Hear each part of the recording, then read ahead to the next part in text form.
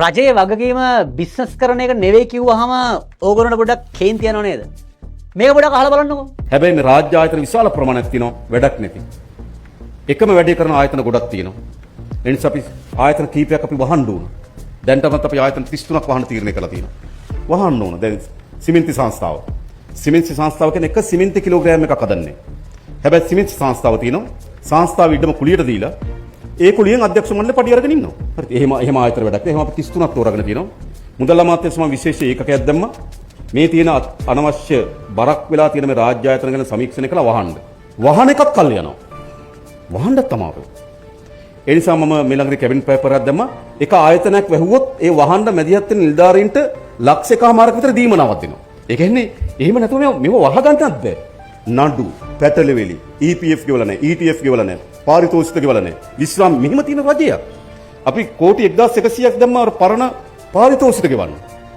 ගොඩක් ආයතන රජයේ ආයතන පාරිතෝෂික ගෙවලා නැහැ, EPF ගෙවලා නැහැ, ETF ගෙවලා නැහැ. කෝටි 11000ක් වෙන් කරා ගිය අවුරුදු දෙසැම්බර් වලම. රාජ්‍ය ආයතන 15ක ඔක්කොම ගෙව්වා. හැබැයි ආයතන වැටලා තියෙන්නේ. සමහරව වැඩක් නැහැ, යල් පැනලා තියෙන්නේ. ඉතින් අපි හොඳ ප්‍රතිසංස්කරණයක් කරලා. එතකොට හොඳ ක්‍රීම් එකක් වගේ රාජ්‍ය සේවයක් හැදුවොත් හොඳ වැටුප් තලයක් දෙන්න පුළුවන් රාජ්‍ය සේවයට. හැබැයි දැන් රුපියල් 100ක් වැඩි කරන්න කල්පනා කරා නේද? මිලියන 1.4ක් ඉන්නේ. මිලියන 150කට කිට්ටු වෙනවනම් 100ක් වැඩි කරා. දැන් අවුරුද්දකට නේද 150 ඒවා 12ක් කරනවා. හිතන්න රුපියල් 100ක් වැඩි කරන්න කීයක් යනවද කියලා. මිලියන 1800ක් කරනවා රුපියල් 100ක් වැඩි කරනවා. එහෙම ඒක මේක තව හොඳට අඩු වෙලා ක්‍රීම් එක හදලා අපි මැදිහත් වෙලා එළිය හොඳ ආර්ථිකයක් හැදුවොත් එළිය ආර්ථික අවස්ථා තරුණයන්ට හැදෙනවා. ආණ්ඩුවම රස්ස කියන එක හොඳ එකක් නෙවෙයි.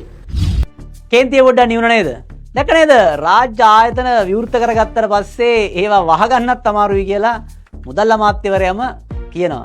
ඒ වගේම ඒකේ පොඩි කෑල්ලක් තියුණා නේද? සමහර ඒවා EPF ETF ගෙවලා නැහැ, පාරිතෝෂික ගෙවලා නැහැ. හිතන්නකෝ ඔයා බිස්නස් එකක් කරලා EPF ETF ගෙවුවේ නැත්තම් මොකද්ද වෙන්නේ?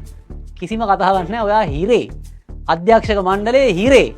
ඉතින් එහෙමත් EPF ETF වත් නොගෙවන රාජ්‍ය ආයතනයක් ඔයගොල්ලෝ හිතනවාද රටේ සංවර්ධනයට දායක වෙයි කියලා? මම නෙවෙයි මේ කියන්නේ. ලංකාවේ මුදල් අමාත්‍යවරයා කියන්නේ. ඉතින් අන්න ඒකයි අපි නිතරම කිව්වේ රජයේ ව්‍යාපාර කරන එක තරම කරගන්න පුළුවන් දෙයක් නෙවෙයි. ඉතින් මේ කිව්වම පොඩ්ඩක් හිතෙනවා නෑ මේකට අපි දක්ෂ හැකි කට්ටියව දාන්න ඕනේ. හැකි කට්ටියව දැම්මට පස්සේ මර සිමෙන්ති සංස්ථාව වගේ දේවල් වෙන්නේ. ඒක සිමෙන්ති කොට්ටයක්වත් හදන්න නැහැ. හැබැයි ඉඩම රෙන්ට් එකට දීලා ඒක හරහා පඩියක් අරගෙන ඒගොල්ලෝ පඩිය බෙදා ගන්න. ඉතින් ඊට වඩා හොඳ නැද්ද? ඉඩම ඊට වඩා වැදගත් කාට හරි පුද්ගලික අංශයට කාට හරි දීලා මේක ආයෝජනයක් කරලා ඒකෙන් කොහොමත් ආණ්ඩුවට 130ක බද්දක් එනවා. ඉඩම රෙන්ට් එකට දෙද්දි ඊටත් වඩා ගාණක් එනවා. ඒ වගේ අර නිෂ්පාදන දෙයක් කරොත් එහෙම වැඩේ හොඳට යනවා කියලා හිතනවා නේද? ඒක නිසා අනිවාර්යයෙන්ම රජය බිස්නස් කරන එක ඒගොල්ලොන්ගේ රෝල් එක නෙමෙයි. ඒ වගේම රජය පෞද්ගලික අංශය කරන ඕනම බිස්නස් එකක 130ක අවම ෂෙයා එකක් තියෙනවා. වැට් එකක් ගෙවුවොත් එහෙම 118ක් තවත් එනවා. එහෙම ගත්තට පස්සේ ආණ්ඩුව බිස්නස් කරනවට වඩා හොඳයි ආණ්ඩුව අර ගවර්නන්ස් නීතිය පොලිසිය හමුදාව සාමය සුරක්ෂිත කරන දේවල් කරන එක. එහෙම නැත්නම් ඉතින් විවෘත කරගන්න ආයතන වහගන්නත් තවත් බදු ගෙවන ජනතාවගේ සල්ලි වලින් 1,25,000 ගානේ හැමෝටම දෙන්න.